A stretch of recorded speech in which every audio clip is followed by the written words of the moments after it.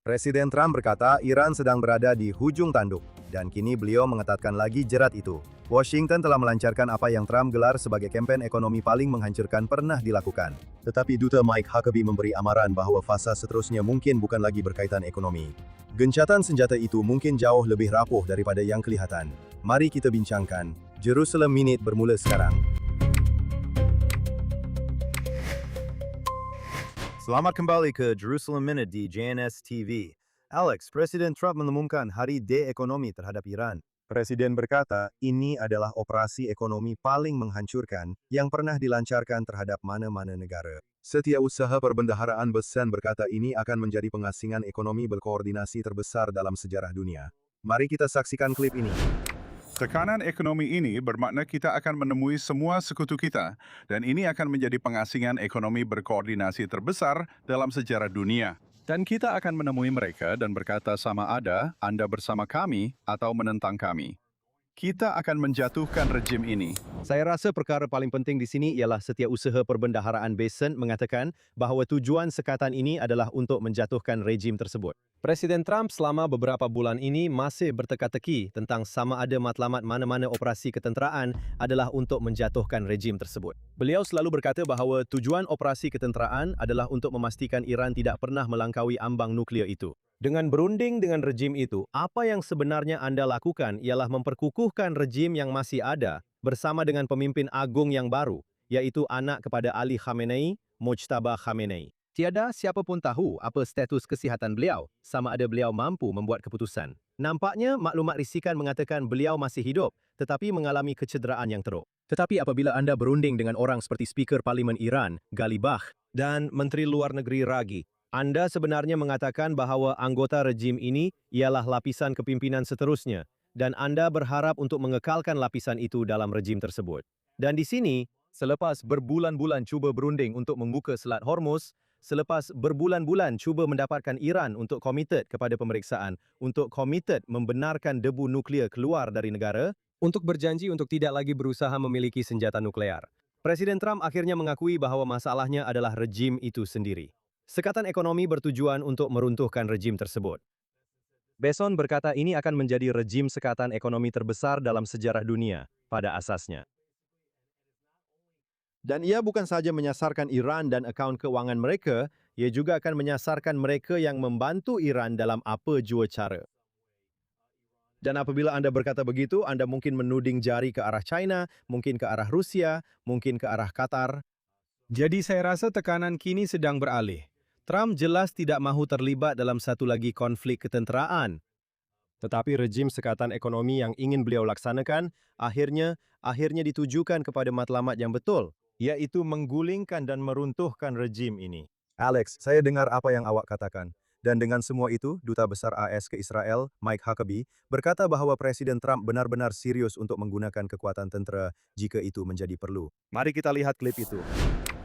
Adakah Presiden akan hilang sabar dengan orang Iran? Mungkin. Dia pernah melakukannya 2 kali sebelum ini. Anda mungkin fikir selepas itu, mereka mungkin mula sedar bahawa Presiden Trump benar-benar serius untuk mengambil tindakan ketenteraan jika dirasa itu satu-satunya pilihan.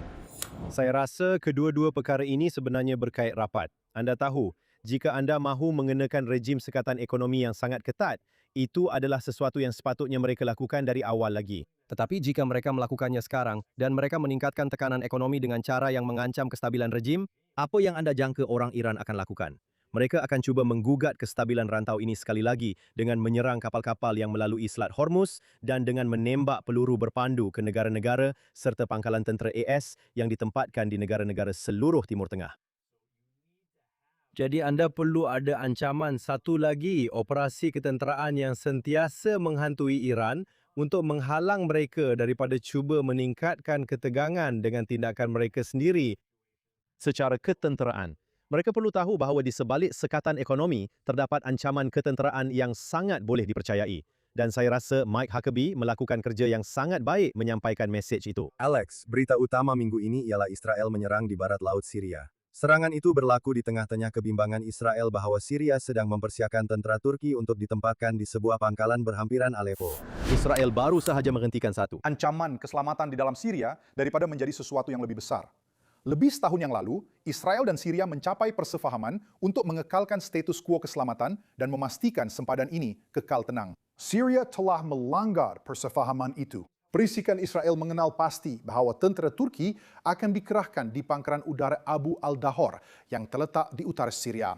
Yang mana, seperti yang Anda boleh lihat, kurang daripada 200 batu dari bandar dan komuniti Israel. Perdana Menteri Netanyahu telah menjelaskan pendirian Israel dengan sangat jelas. Kami tidak akan membenarkan Turki bertapak kukur di Syria dan terus marah ke selatan menuju sempadan Israel. Israel telah berulang kali memberi amaran kepada Syria, jangan lakukannya. Kami tahu bahwa Syria telah menerima amaran-amaran tersebut dan memilih untuk mengabaikannya. Banyak perkara yang boleh diambil daripada klip oleh Doron ini dan kami telah menjemput Doron ke dalam program minggu lepas. Doron dahulunya merupakan host podcast di JNS. Jadi sekali lagi, satu lagi bakat besar JNS yang akan bekerja terus di pejabat Perdana Menteri. Dan saya ingin katakan saya gembira melihat video ini kerana kita sudah lama tidak melihat video seperti ini keluar dari pejabat Perdana Menteri sejak awal peperangan. Dan ini adalah satu cerita yang sangat rumit. Dan saya gembira kerana pejabat Perdana Menteri menerangkannya dari perspektif Perdana Menteri dan pejabat beliau serta pegawai keselamatan. Jadi yang pertama, bagus kerana kita mendapat penjelasan seperti ini. Nombor 2, berkenaan apa yang sedang berlaku di Syria dan Turki, ingatlah perkara itu. Al-Shara yang dahulunya dikenali sebagai Al-Jolani ialah seorang pengganas yang disokong Turki yang datang untuk mengambil alih Syria. Dan pada dasarnya menyingkirkan Bashar Assad, penyembelih Damsyik, yang berpegang kepada kuasa sejak Perang Saudara Syria. Dan apa yang berlaku ialah apabila Iran menjadi lemah dan tidak lagi dapat menyokong Assad, apabila Hezbollah dilemahkan oleh Israel, ia tidak lagi dapat menyokong Assad. Turki mendorong Al-Shara supaya masuk dan mengambil alih negara itu. Sekarang, Al-Shara mendapat sokongan daripada Amerika Syarikat, sekurang-kurangnya sebahagiannya, kerana Recep Erdogan, Presiden Turki, telah menjadikan dirinya sekutu kepada Presiden Trump. Dan Presiden Trump berada di Rumah Putih. Saya berada di pejabat Oval apabila Presiden Trump memberitahu Perdana Menteri Netanyahu bahawa beliau akan menjadi orang tengah antara Erdogan dan Netanyahu sekiranya terdapat sebarang perselisihan antara kedua-duanya. Tetapi di sini, apa yang Anda lihat di sini ialah, dengan ketiadaan Iran, dengan runtuhnya bulan sabit Syiah yang sedang dibina oleh Iran, melalui Irak, melalui Syria, melalui Lubnan, dan kemudian kembali mengelilingi dari bawah melalui Yaman dan Gaza. Semuanya bertujuan untuk mengepung Israel dan sekutu-sekutu Amerika yang lain di rantau ini. Bahwa Erdogan berkemungkinan disokong oleh Qatar, berkemungkinan bekerja sama dengan Mesir, kini sedang cuba untuk membentuk satu bulan sabit Sunni yang boleh mengancam Israel. Dan dengan adanya pengganas yang mereka sokong, Al-Shara di Syria, ia memberi mereka peluang untuk bergerak dari sempadan mereka di Turki sehingga ke sempadan Israel. Jadi, apa yang sedang berlaku sekarang adalah satu percubaan untuk menguji keadaan. Turki sedang cuba melihat sejauh mana mereka boleh bertindak tanpa dikenakan tindakan, sejauh mana mereka boleh mendekati Israel. Adakah mereka boleh mengambil langkah demi langkah secara perlahan-lahan, dan adakah Israel akan bertindak balas? Seperti yang Doron jelaskan dalam video itu, Turki sudah pun menguasai sebahagian besar kawasan utara Syria. Sebaliknya, Israel hanya menguasai sebahagian kecil kawasan selatan Syria, yang sebenarnya hanya bertujuan sebagai zon penampan. Di antara dataran tinggi Golan, yaitu kawasan tinggi yang strategik dan benar-benar menguasai pemandangan ke atas Israel. Dan kini Turki bergerak masuk ke sebuah pangkalan udara. Sekarang ingat, apabila Bashar Assad tumbang, Israel bertindak serta-merta. Dan saya rasa ini adalah salah satu serangan yang paling tegas dalam keseluruhan perang itu, yaitu menyerang keseluruhan tentera Syria, termasuk kapal-kapal mereka dan juga seluruh angkatan udara mereka. Dan sekarang Anda lihat Turki sedang cuba untuk mengambil alih kawalan. Dan apa yang dilakukan oleh Israel? Israel mengebom pangkalan udara itu, menghantar mesej yang sangat kuat kepada Syria bahawa Israel tidak akan membenarkan Turki menceroboh ke selatan menuju sempadan Israel. Dan ia juga menghantar mesej yang sangat kuat kepada Turki. Dan ia menunjukkan bahawa doktrin keselamatan Israel telah berubah. Ia tidak akan membenarkan mereka yang menyeru kepada kemusnahan Israel untuk mengambil sebarang tindakan, sebarang langkah yang mendekatkan diri kepada Israel yang boleh meningkatkan kemungkinan serangan. Jadi, baguslah tindakan Israel menyerang di sini. Kredit juga kepada Darren Spielman kerana menjelaskan mengapa Perdana Menteri mengarahkan serangan ini. Alex, namun begitu, utusan AS Tom Barrack di Washington berkata, beliau sangat bimbang tentang serangan Israel. Beliau juga seterusnya mungkin mencuba untuk membatalkan pengiktirafan Presiden Trump terhadap dataran tinggi Golan sebagai milik negara Israel dengan mengatakan bahawa undang-undang antarabangsa, mengikut undang-undang antarabangsa, Israel sedang menduduki Bukit Golan tersebut. Mari kita lihat klip ini. Presiden Trump telah cuba mengambil pendekatan yang lebih sederhana. Di Golan dengan Syria, mereka masih menduduki Golan, bertentangan dengan resolusi PBB, bertentangan dengan semua peraturan antarabangsa, yang telah menyatakan bahwa Golan adalah milik Syria. Jadi, berapa lama pencerobohan ini akan berterusan sehingga keadaan menjadi reda? Jadi anda lihat di sini bahawa sebenarnya ada pelbagai pihak. Tidak ada dasar yang konsisten daripada pentadbiran Trump. Apa yang anda mau dengar ialah orang seperti Mike Huckabee di satu pihak dan Tom Barrack di pihak lain akan menyampaikan perkara yang sama, tetapi itu sama sekali tidak berlaku di sini. Terdapat pandangan yang bercanggah daripada pentadbiran Trump, khususnya daripada jabatan negara, kerana para duta berada di bawah jabatan negara. Anda mungkin mahu mendengar Marco Rubio menjelaskan perkara sebenar, dan Presiden sendiri turut menjelaskannya. Tetapi, Tom Barrack jelas berada di pihak yang bertentangan dengan Israel dan secara konsisten berada di pihak yang bertentangan dengan Israel sepanjang perang ini. Bila kita bercakap tentang Golan, pengiktirafan terhadap Bukit Golan sebagai milik Israel, maksud saya, ini adalah sesuatu yang diiktiraf oleh pentadbiran Trump pada penggal pertamanya. Itu adalah pendirian rasmi Amerika Syarikat. Dan walaupun di bawah Presiden Biden, Amerika Syarikat tidak menarik balik pengikhtirafannya terhadap Bukit Golan. Jadi sekarang untuk mendengar duta Presiden. Dan Tom Barrack yang kononnya adalah kawan kepada Presiden Trump, datang dan mengatakan perkara itu. Dasar Presiden Trump sendiri untuk mengiktiraf kedaulatan Israel ke atas Bukit Golan adalah, Anda tahu, bertentangan dengan undang-undang antarabangsa. Saya maksudkan, saya rasa perkara itu sepatutnya mendapat teguran keras daripada Trump dan atau Rubio.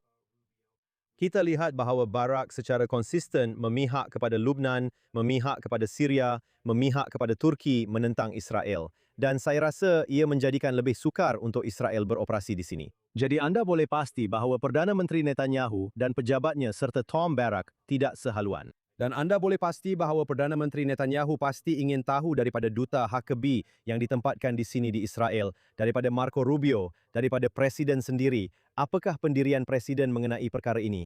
Seperti yang anda lihat, terdapat beberapa rujukan halus dalam video Doron kepada fakta itu. Bukan sahaja Syria mendapat amaran yang serius bahawa Israel akan menyerang pangkalan udara itu. Tetapi anda boleh pasti bahawa Amerika Syarikat juga telah diberikan bukti bahawa Turki telah bergerak ke pangkalan udara ini, bahawa Israel mendapati kehadiran Turki di pangkalan udara itu tidak boleh diterima. Dan sekali lagi ingat bahawa kami katakan bahawa Trump berkata beliau akan campur tangan dengan Erdogan bagi pihak Netanyahu. Jadi anda juga boleh pasti bahawa Turki juga sudah tahu lebih awal bahawa Israel tidak menerima pergerakan Turki di sekitar pangkalan udara ini. Jadi ini adalah satu mesej yang sangat kuat yang dihantar oleh Netanyahu. Jika Trump tidak dapat membuat Erdogan menarik balik tenteranya, Israel berkata mereka akan lakukan tugas itu sendiri. Sebenarnya saya hanya ingin tambah satu perkara di sini. Terdapat beberapa siri video yang beredar di media sosial dari Syria yang menunjukkan tentera Syria minggu ini bercakap tentang bagaimana mereka akan berarak ke Baitul Maqdis. Apakah keadaan semasa tentera Syria pada ketika ini di bawah Al-Shara? Baiklah. Al-Shara telah berkata baru-baru ini dan berulang kali bahawa beliau berpendapat mungkin akan ada satu bentuk normalisasi atau sekurang-kurangnya satu persefahaman pertahanan antara Israel dan Syria. Dan Al-Shara juga faham bahawa beliau memerlukan sokongan daripada Presiden Amerika Syarikat. Beliau memerlukan pelepasan sekatan yang telah diberikan oleh Presiden Trump. Jika Presiden Trump sekali lagi memutuskan bahawa Syria adalah pihak yang bermasalah dan beliau mengenakan jenis sekatan yang baru sahaja disebut oleh Setiausaha Besen terhadap Iran, saya maksudkan, itu akan menyebabkan rejimnya runtuh. Jadi beliau memerlukan sokongan Amerika sekarang. Dan cara untuk mendapatkan sokongan Amerika itu, seperti yang telah dinyatakan berulang kali oleh Presiden Trump kepada pihak-pihak lain di seluruh Timur Tengah, ialah anda perlu mempunyai hubungan baik dengan Israel. Jadi saya tidak percaya bahawa Al-Shara mahu terlibat dalam konflik ketenteraan dengan Israel sekarang. Dengan melihat betapa kuatnya Israel, apa yang mereka lakukan kepada tentera Syria pada mulanya ketika Assad jatuh? Apa yang mereka baru lakukan kepada pangkalan udara itu? Hari ini, apa yang mereka lakukan di Gaza? Apa yang mereka lakukan di Lebanon? Apa yang mereka lakukan di Iran? Al-Shara tidak mahu terlibat sama sekali dalam konflik ketenteraan dengan Israel sekarang. Jadi saya rasa dia akan berkelakuan baik, tetapi dia membenarkan penyokongnya Erdogan untuk cuba mara dan melihat apa yang berlaku. Dan mereka membayar harga untuk itu. Sekarang saya telah melihat laporan bahwa Turki dan Syria, kedua-duanya menunjukkan bahwa eskalasi ini sudah berakhir, betul? Bahwa Turki tidak akan bertindak balas secara ketenteraan di sini. Saya tidak fikir Syria akan bertindak balas secara ketenteraan di sini. Mereka tidak mahu terlibat. Jadi saya rasa Israel mengambil langkah yang menghantar mesej yang sangat-sangat kuat. Dan harapnya itulah pengakhiran penglibatan ketenteraan di sana. Tetapi berhati-hatilah dengan Turki. Erdogan mungkin akan berkelakuan baik selagi Presiden Trump masih memegang jawatan kerana dia menghargai pakatan yang telah dibinanya selama ini dengan Presiden Trump. Tetapi Presiden Trump tidak akan menjadi presiden selama-lamanya. Jika seorang demokrat lain menjadi presiden, seorang demokrat progresif, jika Anda mendapat seorang republikan yang bersifat pengasingan, berkemungkinan J.E. Vance berkemungkinan orang lain. Pada masa hadapan, Anda pasti boleh melihat Turki dan Presiden Erdogan. Atau jika Erdogan jatuh, salah seorang penggantinya, seperti Fidan, yang merupakan Menteri Luar Negeri, yang dipercayai berpotensi lebih ekstrim dalam beberapa aspek berbanding Erdogan. Bahwa Turki dan Israel mungkin akan berkonflik pada masa hadapan. Jadi kita teruskan, tetapi Alex, sekarang saya ingin mengalihkan perhatian kita ke Gaza. Saya akan menyifatkan ini sebagai satu siri peristiwa yang sangat traumatik sepanjang hujung minggu. Antaranya ialah penemuan layang-layang yang dilancarkan dari Gaza ke arah Israel. Jika Anda ingat, dalam realiti kita sebelum 7 Oktober, Hamas akan melancarkan layang-layang pembakar ini, layang-layang yang dipasang dengan bahan letupan ke dalam komuniti Israel. Dan mereka melakukannya dengan bebas untuk sekian lama. Salah satu simbol, saya boleh katakan, bagi zaman selepas, atau lebih tepat, sebelum 7 Oktober. Menteri Pertahanan Katz mengarahkan tindak balas tegas terhadap sebagai layang-layang, belon pembakar, atau drone yang mungkin dilancarkan oleh Hamas ke arah negara Israel. Betul, sekarang Anda fikir tentang layang-layang. Baiklah, budak-budak sedang bermain layang-layang, dan layang-layang itu terbang melintasi sempadan. Anda tahu, Israel jelas berjaga-jaga terhadap apa sahaja. Layang-layang pembakar yang dihantar oleh penduduk Gaza, Hamas menghantarnya melintasi sempadan, mereka meletakkan bahan letupan pada layang-layang itu. Dan tujuan perkara itu adalah untuk menyebabkan kebakaran di ladang-ladang pertanian di sekitar kawasan sekitar sempadan Gaza, dan kawasan itu sangat subur. Terdapat banyak tanaman seperti salad, tomato, dan pelbagai jenis sayur-sayuran yang ditanam di kawasan yang sangat subur di sebelah Israel sempadan itu. Dan apa yang mereka lakukan ialah mencetuskan kebakaran belukar di kawasan tersebut. Jadi ia adalah satu bentuk keganasan ekonomi dan alam sekitar. Dan tidak jelas sama ada layang-layang yang dihantar melintasi sempadan itu mempunyai peranti letupan atau peranti pembakaran seperti ini. Tetapi Anda tahu, Israel perlu bertindak balas terhadap setiap ancaman. Dan apabila Anda melihat Hamas menghantar layang-layang dan belon, apa yang mereka lakukan ialah mereka sedang menguji tindak balas Israel. Dan apa yang itu tunjukkan ialah Hamas tidak berundur. Hamas tidak menyerah. Hamas terus kekal sebagai penyerang dan musuh kepada negara Israel. Jadi saya rasa Israel perlu sentiasa berwaspada. Dan bagus untuk Menteri Pertahanan Katz mengatakan bahawa Israel akan memberi tindak balas tegas setiap kali mereka melihat apa-apa, sebarang pergerakan sekalipun. Sama ada ia kelihatan tidak berbahaya, seperti belon atau layang-layang, atau sesuatu yang kelihatan lebih serius, seperti drone atau apa-apa pergerakan lain ke arah tentera Israel atau sempadan Israel. Israel sekali lagi perlu menegaskan dirinya sebagai kuasa tentera yang tegas dan tidak akan bertolak ansur dengan sebarang tingkah laku buruk, tidak kira betapa serius ia kelihatan. Alex, berbalik kepada Hamas dan Gaza, Anda ada pihak AS. Utusan khas Jared Kushner minggu ini bertemu dengan pegawai kanan Hamas di Kahira membincangkan potensi perlucutan senjata Hamas. Beliau berkata jika Hamas tidak mematuhi, AS tidak akan menghalang Israel daripada bertindak balas. Mari kita lihat klip itu dahulu. Kami sangat komited dengan hakikat bahawa kami mempunyai rancangan untuk membina semula Gaza, tetapi kami tidak akan membenarkan Gaza dibina semula sehingga pelucutan senjata berlaku. Tiada siapa yang mahu melaburkan lebih banyak wang ke dalam tempat yang sudah lama begini jika ia hanya akan diambil alih oleh pengganas atau diletupkan semula. Kami juga tidak akan menghadkan hak Israel untuk mempertahankan diri sekiranya terdapat sebarang ancaman yang bakal berlaku. Jadi, kami perlu memperjelaskan apa maksudnya. Kita mungkin akan melihat kemajuan, Anda tahu, dalam masa secepat 30 hari, mudah-mudahan, untuk mula mengeluarkan sebahagian senjata dan mudah-mudahan juga menutup beberapa terowong dalam tempoh 60 hingga 90 hari akan datang. Apa yang Anda lihat di sini daripada temu bual Jared Kushner ialah dia benar-benar cuba menjernihkan keadaan dan menjelaskan dengan terang bahawa dia sehaluan dengan pendirian Perdana Menteri Netanyahu. Anda tahu, Kushner dan pasukannya telah mengemukakan Pelan 15 perkara ini yang merupakan pengubahsuaian daripada Pelan asal 20 mata. Ia membincangkan tentang perlucutan senjata yang lebih longgar. Perdana Menteri Netanyahu sangat-sangat tegas bahawa Israel sepenuhnya menolak cadangan 15 mata ini. Kerana perlucutan senjata Hamas dan deradikalisasi Gaza adalah antara syarat pertama dalam pelan gencatan senjata 20 perkara asal yang Israel tanda tangani bersama dengan pemulangan tebusan. Jadi Kushner di sini menjelaskan dengan sangat jelas bahawa tiada wang akan digunakan untuk membina semula jalur Gaza sehingga Hamas dilucutkan senjatanya. Sekarang, saya rasa itu hanyalah angan-angan daripada pihak beliau untuk mencadangkan bahawa dalam masa 30 hari anda akan melihat sedikit penyah militeran. Mungkin anda akan nampak sesuatu, betul? Hamas akan berkata, "Hey, lihat, kami jumpa beberapa RPG dan kami serahkan sebahagiannya kepada anda." Jadi anda tahu, berapa peratuskah RPG itu?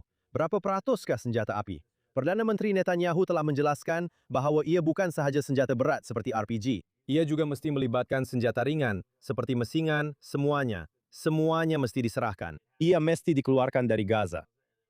Dan perlu ada semak dan imbang, termasuk kemungkinan pelaksanaan pasukan penstabilan antarabangsa untuk menjamin bahawa Hamas tidak mempunyai sebarang senjata.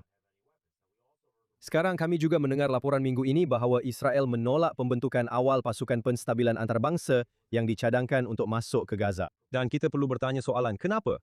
Siapakah negara-negara yang terlibat di sana? Adakah itu Turki? Adakah itu Qatar yang berkata, "Hey, kami akan menjadi penjamin"? Maksud saya, jika itu Turki, kita baru sahaja bercakap tentang kisah Syria, bagaimana Israel langsung tidak mempercayai Turki dan mereka jelas mahu mendapatkan kedudukan di Gaza juga. Itu sesuatu yang Israel sama sekali tidak akan terima. Jadi soalnya, siapa yang berada dalam pasukan penstabilan antarabangsa? Berapa ramai anggota mereka? Apakah mandat mereka? Dan siapa yang benar-benar boleh menjamin bahawa Hamas menyerahkan senjata mereka? Bahawa Gaza akan dinyah militarkan? Jadi jelas, utusan itu terus bertemu dengan Perdana Menteri Netanyahu, tetapi terdapat banyak kritikan yang saya dengar ditujukan kepada Amerika Syarikat, kepada Kushner dan pasukannya, kerana sebenarnya duduk berbincang dengan Hamas sejak awal lagi. Apa pendapat anda tentang perkara itu? Betul tu. Anda menerima kritikan di sini bahawa anda pada dasarnya sedang berunding dengan pengganas. Sekarang Amerika Syarikat dan Israel malangnya telah berunding dengan pengganas sejak kebelakangan ini dalam tempoh setahun yang lalu atau lebih. Anda telah berunding mengenai gencatan senjata di Gaza melalui perantara Qatar. Anda pada dasarnya sedang berunding dengan Hamas di Lubnan. Anda sedang berunding pada dasarnya dengan kerajaan Lubnan untuk gencatan senjata. Walaupun apabila anda bercakap tentang gencatan senjata, anda sebenarnya bercakap tentang gencatan senjata dengan Hezbollah. Jadi telah berlaku rundingan dengan pengganas dan Amerika Syarikat telah berunidak dengan rejim Iran. Jadi itulah strategi Amerika Syarikat untuk duduk bersama mereka ini. Sekarang, Kushner mempertahankan apa yang dia lakukan dan dia berkata, anda tahu, anda perlu bercakap dengan mereka dan beritahu mereka apa rancangan yang ada. Sekarang, jika dia memberitahu mereka bahawa tidak akan ada satu sen pun masuk untuk membina semula Gaza sehingga anda melucutkan senjata, jadi sekarang Hamas perlu bertanya kepada diri sendiri satu soalan. Berapa lama kita boleh menguruskan jalur Gaza tanpa sebarang wang masuk ke tempat ini? Dan pada masa yang sama, dia berkata bahawa Amerika Syarikat tidak akan menahan Israel jika mereka masuk. Sekarang ini sebenarnya seperti satu permainan, kerana walaupun Amerika Syarikat mungkin berkata dengan jelas, kami tidak akan menahan Israel. Israel sedikit sebanyak terhalang daripada masuk ke Gaza, hanya kerana semua tekanan antarabangsa yang akan dikenakan ke atas Israel jika mereka memutuskan untuk masuk semula secara ketenteraan ke Gaza. Saya rasa Israel selesa dengan status quo semasa, walaupun Hamas memegang senjata yang tidak semestinya menjadi ancaman langsung pada masa ini kepada orang awam Israel yang berada di seberang sempadan. Kerana anda mempunyai zon penampan yang begitu luas dengan Israel mengawal lebih daripada 50% Gaza dari garisan kuning itu sehingga ke wilayah Israel sebenar. Tetapi tidak akan ada sebarang wang yang mengalir masuk ke jalur Gaza. Dan Israel sangat jelas menyatakan bahawa wang tidak akan masuk sehingga Hamas berundur, sehingga ada kuasa pemerintahan lain, sehingga Hamas tidak lagi menjadi ancaman kerana mereka tidak mempunyai senjata di sana. Sekarang ada satu perkara lagi yang mana pejabat Perdana Menteri telah nyatakan dengan sangat jelas. Dan anda tahu, saya bercakap dengan pegawai kanan di pejabat Perdana Menteri dan mereka memberitahu saya perkara itu. Perdana Menteri memberitahu Jared Kushner dengan tegas bahawa tidak akan ada sebarang langkah dari pihak Israel ke arah penubuhan sebuah negara Palestin. Bukan penubuhan sebuah negara Palestin di Gaza. Bukan penubuhan sebuah negara Palestin di Judea dan Samaria. Jadi itu bermakna jika Hamas tiba-tiba menjadi pihak yang bertanggungjawab, menyerahkan semua senjata mereka, wang mula mengalir masuk untuk membina semula Gaza. Itu tidak bermakna Gaza akan bertukar menjadi sebuah negara Palestin. Jika pihak Saudi tiba-tiba berkata, "Hey, kami mahu menormalkan hubungan dengan Israel, syarat kami hanyalah mesti ada laluan ke arah penubuhan negara Palestin." Israel menyatakan dengan sangat jelas dan Perdana Menteri juga menyatakan dengan sangat jelas dan terus terang kepada Jared Kushner bahawa selagi beliau menjadi Perdana Menteri, tidak akan ada penubuhan negara Palestin.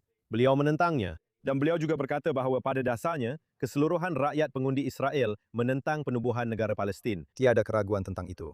Malangnya Alex, kita ada berita tergempar di sini. Seorang lelaki Israel berumur 24 tahun telah ditikam dan cedera sederhana di lembah Jordan dalam satu serangan pengganas hari ini. IDF kini sedang menjalankan operasi memburu untuk mencari siapa yang bertanggung jawab. Ini sebenarnya terletak di utara, mungkin sedikit ke timur Baitul Maqdis, di kawasan Al-Uja berhampiran Jericho, di mana kejadian tikaman itu berlaku. Sekali lagi, nampaknya memang terdapat peningkatan dalam aktiviti keganasan yang disasarkan terhadap rakyat Israel di seluruh Judea dan Samaria sejak beberapa minggu kebelakangan ini. Ya, saya ada melihat beberapa rakaman insiden ini. Ia memang sangat mengerikan untuk melihat pengganas itu hanya berdiri di situ, menunggu rakyat Israel itu berpaling, dan kemudian pergi ke arahnya dan cuba menikam bahunya. Dan saya rasa kita bernasib baik sekarang kerana mangsa itu tidak terbunuh. Maksud saya, dia berada dalam keadaan sederhana, yang sebenarnya bukanlah keadaan yang baik, boleh saya katakan. Tetapi ya, anda betul bahawa kita sedang melihat semakin banyak insiden tikaman, semakin banyak insiden rempuhan kereta, dan juga kemungkinan insiden tembakan. Dan apa yang kita tidak mahu lihat ialah keadaan kembali seperti intifada, seperti yang pernah berlaku sebelum ini, seperti pada tahun 2014, di mana berlaku insiden rempuhan kereta dan tikaman semasa intifada di Baitul Maqdis dan di seluruh Judea dan Samaria. Kita memang sedang melihat peningkatan dalam insiden berkaitan keganasan. Dan anda juga dapat melihat di pihak satu lagi, terdapat banyak ketegangan dengan rakyat Israel di Judea dan Samaria yang bertindak agak lebih bebas daripada apa yang tentera dan kerajaan inginkan. Cuba bertindak main hakim sendiri. Dan apa yang berlaku ialah anda tahu, ia mewujudkan satu kitaran ketegangan di sini.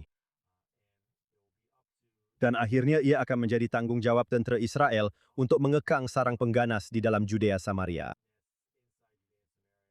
Dan juga untuk cuba mendapatkan pemimpin komuniti Yahudi yang sebenarnya tidak mempunyai terlalu banyak kawalan ke atas anarki kecil ini, yang dipanggil sebagai Hilltop Youth.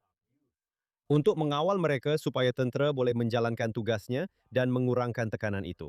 Dan jika anda tidak melihat tekanan itu berkurangan, apa yang mungkin anda lihat ialah keganasan yang semakin memuncak dan mungkin keperluan untuk operasi besar-besaran Israel di seluruh Judea dan Samaria. Alex, dan sudah tentu, apakah reaksi Eropa, UK, Perancis, Italia, dan lain-lain terhadap apa yang sedang berlaku di Judea dan Samaria? Sebenarnya, mereka mengecam Israel kerana mengeluarkan tender untuk membina di koridor I-1. Itu adalah koridor strategik antara Baitul Maqdis dan Ramallah. Banyak kritikan diterima minggu ini, terutamanya daripada setiausaha luar UK, Ed Miliband, yang mengancam untuk melaksanakan sekatan tambahan ke atas orang Yahudi kerana membina di Judea dan Samaria. Apa perkembangan terkini mengenai perkara ini? Betul. Jadi UK pada dasarnya mengancam untuk mengenakan sekatan kepada orang Yahudi yang ingin membina di Judea. Maksud saya, I-1 terletak di perbukitan Judea. Ia adalah sebahagian. Ia merupakan sempadan utara Judea. Jadi UK yang pernah diberi mandat untuk mewujudkan sebuah negara Yahudi di seluruh tanah itu, yang merangkumi seluruh Israel, seluruh Judea dan Samaria, malah seluruh Jordan juga sebenarnya, dan kemudian melanggar mandatnya sendiri, memberikan 75% daripada tanah itu kepada Jordan. Dan kemudian, walaupun Israel mengistiharkan kedaulatan, mereka tidak mengiktiraf kedaulatan Israel dengan perang kemerdekaan pada tahun 1948. Boleh pula mengatakan orang Yahudi tidak mempunyai hak untuk membina di Judea. Seolah-olah orang Yahudi mempunyai hak untuk membina di tempat lain yang bukan dipanggil Judea. Dan Anda tahu, Anda mungkin fikir beberapa tahun lalu bahawa UK adalah, Anda tahu, antara 2 atau 3 sekutu teratas Israel. Dan apa yang Anda lihat berulang kali, dasar UK menunjukkan bahawa mereka bukan lagi sekutu yang boleh dipercayai seperti yang pernah disangka Israel. Dan bagus untuk melihat bagaimana Israel telah memberi respons terhadap kenyataan-kenyataan oleh Miliband. Ya betul, Menteri Luar Gideon Sa'ar berkata bahawa bangsa Yahudi mempunyai hak untuk tinggal di seluruh tanah Israel. Rancangan I-1 itu sebenarnya telah diluluskan oleh Yitzhak Rabin, jadi ia bukanlah kerajaan sayap kanan. Kita bercakap tentang kira-kira 30 tahun yang lalu, apabila kelulusan pertama kali diperkenalkan berkaitan pembinaan di E1. Alex, saya ingin menamatkan rancangan minggu ini dengan beberapa berita bersejarah di sini, yang sekali lagi menunjukkan bahawa Israel tidak membiarkan sesiapa tertinggal. Jumaat lepas, satu upacara penuh emosi telah berlangsung, yaitu pengebumian di tanah perkuburan Bukit Zaitun di Baitul Maqdis. Staff Sarjan Kelas Pertama Yehuda Yakutieli Katz dikebumikan pada hari Jumaat, 44 tahun, selepas beliau gugur dalam pertempuran Sultan Yakub semasa Perang Lubnan pertama. Mayat beliau, keberadaan beliau benar-benar tidak diketahui selama bertahun-tahun. Satu operasi khas di sini dijalankan untuk mengambil mayat beliau. Beliau telah dikebumikan dengan sempurna di Baitul Maqdis pada hari Jumaat yang lalu. Sangat-sangat mengharukan. Ini menunjukkan bahawa Israel tidak meninggalkan askar-askarnya. Sangat mudah untuk Israel membiarkan tulang-tulang itu kekal di tempat asalnya. Maksud saya, Katz gugur dalam Perang Lubnan pertama pada tahun 1982. Jadi Anda tahu, sekarang Anda lihat, ini kira-kira 44 tahun kemudian. Israel menjalankan operasi sulit, operasi ketenteraan untuk mendapatkan kembali mayatnya dan membawanya pulang ke Israel. Ini adalah petunjuk yang sangat kuat kepada setiap askar Israel, kepada setiap rakyat Israel juga, bahwa Israel tidak akan pernah berdiam diri sehingga setiap anggota tenteranya, sama ada hidup atau mati, dikembalikan. Jika mereka diculik, jika mereka terkorban di tempat lain, Israel akan melakukan apa sahaja untuk mendapatkan kembali mayat tersebut. Seperti yang mereka lakukan terhadap semua tebusan. 255 orang hidup dan mati semasa perang sejak 7 Oktober. Untuk membawa pulang setiap seorang, untuk memberi keluarga kelegaan, untuk memberikan keluarga Katz penghormatan dan rasa hormat dengan pengebumian tentera yang sewajarnya. Anda tahu, dan itu bermakna bahkan berkemungkinan meletakkan nyawa tentera Israel dalam bahaya demi melakukan perkara itu. Tetapi begitulah betapa Israel menghargai bukan sahaja seorang tentera yang masih hidup, malah sisa-sisa seorang tentera yang telah meninggal dunia. Jadi saya rasa ini adalah salah satu kisah yang mungkin terlepas pandang di antara semua perkembangan geopolitik lain sepanjang minggu lepas atau lebih. Tetapi ia adalah kisah yang sangat penting dan satu petunjuk kepada etos Israel serta kerajaan Israel ini. Ash, sebelum kita tamatkan, jelas sekali saya sedang berada di luar minggu ini. Awak di studio. Minggu depan, kita akan bertukar peranan. Saya akan berada di studio, insya Allah di Baitul Maqdis. Awak akan mengembara bagi pihak JNS. Mungkin awak mahu berkongsi sedikit gambaran awal tentang perjalanan penting awak yang akan datang bagi pihak Jerusalem News Syndicate. Saya akan pergi ke pantai barat. Saya akan berada di California. Saya juga akan berada di Las Vegas. Setiap tahun, JNS menghadiri dan membuat liputan acara Republican Jewish Coalition. Jadi kami akan berada di sana. Saya telah dijemput untuk berucap di persidangan itu, dan kami akan melakukan banyak perkara untuk menyebarkan maklumat, berucap, memberikan taklimat, dan kemaskini tentang apa yang sedang berlaku di Israel, terutamanya ketika Israel menuju ke pilihan raya. Anda tahu, ramai orang memberi tumpuan kepada pilihan raya pertengahan penggal di Amerika Syarikat dan juga pemilihan awal di Amerika Syarikat sejak beberapa minggu lalu yang mempunyai implikasi besar untuk komuniti Yahudi di seluruh Amerika Syarikat, serta implikasi untuk Israel. Tetapi Anda mempunyai pilihan raya besar di Israel yang akan datang, dan orang ramai ingin memahami apa yang sedang berlaku. Apakah peluang yang Perdana Menteri Netanyahu ada untuk membentuk kerajaan baharu? Bagaimanakah rupa kerajaan baharu itu nanti? Siapakah yang boleh menjadi Perdana Menteri jika Netanyahu tidak dapat membentuk gabungan selepas pilihan raya? Dan kemudian sudah tentu kami akan memohon sokongan untuk aktiviti JNS yang semakin berkembang. Anda mungkin perasan dalam beberapa minggu lepas, Israel telah melancarkan, atau lebih tepat lagi, JNS telah melancarkan tiker berita tergempar di laman web kami, jns.org. JNS sedang bersiap sedia dalam tempoh 2 minggu akan datang untuk melancarkan buat pertama kali sebuah biro berbahasa Ibrani, versi bahasa Ibrani untuk jns.org. Yang mana, Anda tahu, merupakan satu pencapaian besar untuk JNS. Kami ada versi Spanyol, kami ada video, kami ada berita Amerika Syarikat, kami ada berita Israel, dan terdapat banyak lagi perkembangan lain yang sedang dirancang. Jadi kami akan bertemu dengan beberapa penderma sedia ada kami, serta beberapa bakal penderma kami. Dan jika orang di rumah ingin menyokong apa yang kami lakukan, mereka sepatutnya klik pada Super Thanks di video ini di YouTube, atau pergi ke jns.org, tinggalkan sumbangan. Dan kami menerima sumbangan dalam apa jua jumlah. Jadi bermula dari $18 hingga $100, tetapi boleh juga lebih tinggi.